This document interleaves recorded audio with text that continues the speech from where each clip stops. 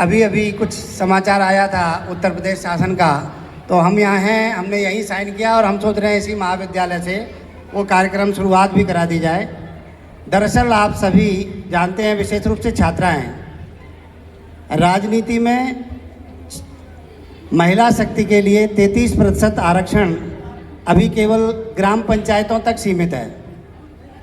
उसे विधानसभाओं में, राज्यसभा में और लोकसभा में भी लाया जाए, यानी राजनीति के नीचे पायदान से लेकर के ऊपर पायदान तक यदि महिलाओं के लिए 33% आरक्षण की व्यवस्था की जाती है तो उससे क्या फ़र्क पड़ेगा, क्या नहीं पड़ेगा, इसमें हम महिलाओं के ही विचार जानना चाहते हैं। तो एक दो हमारे शिक्षक साथी, विशेष रूप से जो फीमेल कैटेगरी में हैं, वो बोलेंगी और फिर मैं ये गुजारिश करूँगा 2-2, 4-4 मिनट जो भी आपको बोलना हो कि उससे क्या बदलाव आ सकता है। कोई भी छात्रा इस विषय पर यदि अपने विचार रखेगी तो अच्छा लगेगा। शॉर्ट में विचार अपने ज़्यादा से ज़्यादा 5 मिनट के अंदर कि यदि हमें आरक्षण प्राप्त होता है, महिला शक्ति को यदि आरक्षण दिया जाता है राजनीति में, तो आधी आबादी का प्रतिनिधित्व होगा।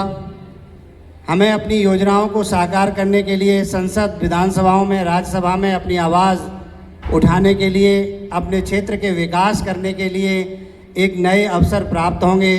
महिलाओं के लिए और कल्याणकारी योजनाएं कैसे लागू की जाए, महिलाओं को और अधिक कैसे सशक्त बनाया जाए, महिलाएं हर क्षेत्र में कैसे आगे बढ़ें, और उनसे संबंधित योजनाओं को हम और प्रभावी ढंग से तब लागू कर पाएंगे जब वास्तव में राजनीति में भी हमें बराबर हिस्सेदारी प्राप्त होगी। और इस तरह यदि हमें राजनीतिक क्षेत्र में इस आरक्षण का लाभ मिलता है, महिलाओं के लिए अतिरिक्त सीटें आरक्षित होती हैं, तो उसका लाभ महिला शक्ति को मिलेगा, इस देश में आधी आबादी को मिलेगा।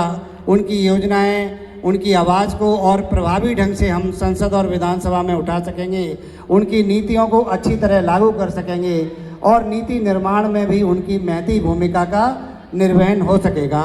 इस तरह के विचार आपके यहाँ इसमें आएंगे। और कोई नया आइडिया महिला शक्ति को आरक्षण देने से क्या हो सकता है, यदि किसी के पास कोई भी विचार है और तो वो यहाँ अपना शेयर करेंगे।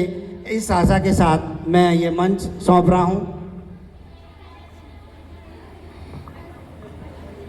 आकाश, तो इधर आओ, इधर हर्षित इधर आओ। सम्मानित मुख्य अतिथि एवं विशिष्ट अतिथि व आदरणीय महोदय प्रिंसिपल जी एवं समस्त शिक्षकगण एवं मेरे प्रिय साथियों, आप सभी को मेरा नमस्कार। यहाँ पे उपस्थित में भारतीय संसद में महिला आरक्षण के लिए जो बिल पास किया गया है उसे लागू करने का प्रयास किया जा रहा है, इसके संदर्भ में मैं अपने विचार प्रस्तुत करने जा रही हूँ। राजनीतिक क्षेत्र में महिला आरक्षण भारतीय लोकतंत्र में लैंगिक समानता और समावेशी विकास की दिशा में एक ऐतिहासिक कदम है। यह कानून लोकसभा और राज्यसभा में महिलाओं को 33% आरक्षण करता है। जैसे अगर महिला आरक्षित होगी, अगर महिला को आरक्षण मिलेगा तो वो देश को आगे बढ़ाएगी। जैसे कि हमारे घर में, हमारे परिवार में महिलाएं ही परिवार को चलाती हैं, वैसे ही अगर किसी राज्य को या राष्ट्र को या देश को महिलाएं ही चलाएंगी तो कितना अच्छा होगा। कैसे बैलेंस करती हैं महिलाएं। सामाजिक व आर्थिक राजनीतिक प्रतिनिधित्व मिलने से महिलाएं आत्मनिर्भर बनेगी। शिक्षा और स्वास्थ्य के मुद्दों पर अधिक ध्यान दिया जाएगा और समाज में समानता बढ़ेगी। अगर महिलाओं को यह निर्णय लेने की प्रक्रिया में उनकी भागीदारी सुनिश्चित होगी तो पितृसत्तात्मक बाधाओं को तोड़ने और ज़मीनी स्तर पर सशक्तिकरण लाने में सहायक होगा। राजनीति में महिलाओं का आरक्षण केवल सीटों को बंटवारा नहीं, बल्कि यह राष्ट्र निर्माण में आधी आबादी के बराबर की भागीदारी सुनिश्चित करने का प्रयास किया जाएगा। अगर राजनीतिक क्षेत्र में महिलाओं को आरक्षण मिलेगा तो वह आर्थिक व सामाजिक क्षेत्र में भी आरक्षित होंगी, वह सशक्तिकरण में आगे बढ़ेंगी, वह स्वावलंबी बनेंगी। अगर वो आर्थिक क्षेत्र में आगे बढ़ेंगी तो अपने आप वह इंडिपेंडेंस होंगी और खुद के दम पे अपना सब कुछ करने का प्रयास करेंगी। Thank you. महिला आरक्षण के बारे में कुछ बताऊंगी कि महिला आरक्षण क्या है और इसे क्यों लागू किया जा रहा है। महिला आरक्षण अधिनियम, इसे नारी शक्ति बंधन अधिनियम भी कहा जाता है। महिला आरक्षण अधिनियम को 128वां संवैधानिक संशोधन अधिनियम भी कहा जाता है। इसके अंतर्गत संसद व राज्य विधानसभाओं में महिलाओं को 33% सीटें आरक्षित की जाएंगी और इसका मुख्य उद्देश्य महिलाओं को राजनीति के क्षेत्र में आगे बढ़ाना है। महिला आरक्षण अधिनियम का मुख्य उद्देश्य यह है कि महिलाएं जागरूक हों और राजनीति के क्षेत्र में आगे कदम बढ़ाएं।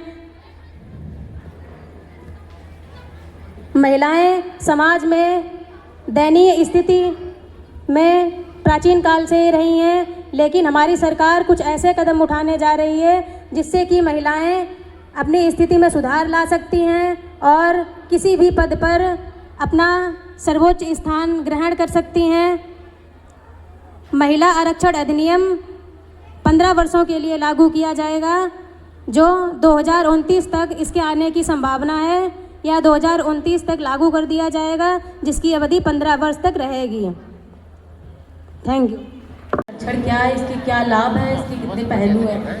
महिला संरक्षण एक अत्यंत महत्वपूर्ण विषय है। महिला संरक्षण का अधिनियम 2005 26 अक्टूबर 2006 से लागू किया जा रहा है।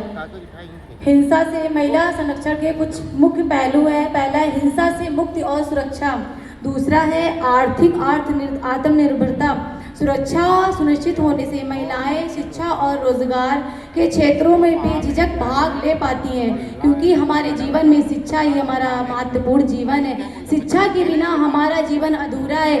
घरेलू हिंसा, महिलाओं को घर में रहने वाली महिलाएं जो हैं, जो माएँ बहनें हैं, उनको रहने के लिए बहुत सी योजनाएं निकाली गई हैं, जैसे पति पत्नी के बीच में लड़ाई झगड़ा, बलात्कार, भाई बहनों के बीच में ये कानूनी जैसे हेल्पलाइन नंबर और भी योजनाएं निकाली गई हैं। सामान्यजनक जीवन संरक्षण कानून महिलाओं को समाज में समानता और रहने का संभव प्रदान करता है, साथ ही अच्छा जीवन जीने का अधिकार भी देता है। ये जो घरेलू हिंसा है, हमारे बीच में रहने वाली हिंसा, जिससे हमें परेशानियां होती हैं, घर में रहने वालों से, हम बाहर के रहने वालों से हम परेशान हो जाते हैं, मानसिक और संरक्षण और सशक्तिकरण के लिए की गई एक व्यापक एकीकृत योजना है। यह अभियान महिलाओं को आत्मनिर्भर बनाना, समाज में उन्हें समान स्थान दिलवाना, उसके बाद में सुरक्षा, कानूनी सहायता प्रदान करना। अगर किसी महिला को कोई अगर पीड़ित करता है तो उसके लिए हेल्पलाइन नंबर 18118005522। और इसके अलावा अगर कोई भी व्यक्ति उसे प्रताड़ित करता है, हिंसा करता है, तो वह अपने मतलब विद्यालय में जाकर बताए, अपने माता पिता और भी प्रशासन को सूचित करे, इससे उसकी सुरक्षा हो सके। इसके बाद में महिलाओं को उनके अधिकारों के प्रति जागरूक करना, सार्वजनिक स्थानों पर एंटी रोमियो स्क्वाड के माध्यम से सुरक्षा सुनिश्चित करना, महिलाओं को आर्थिक रूप से सशक्त और बनाने के लिए कौशल विकास योजना का शुभारंभ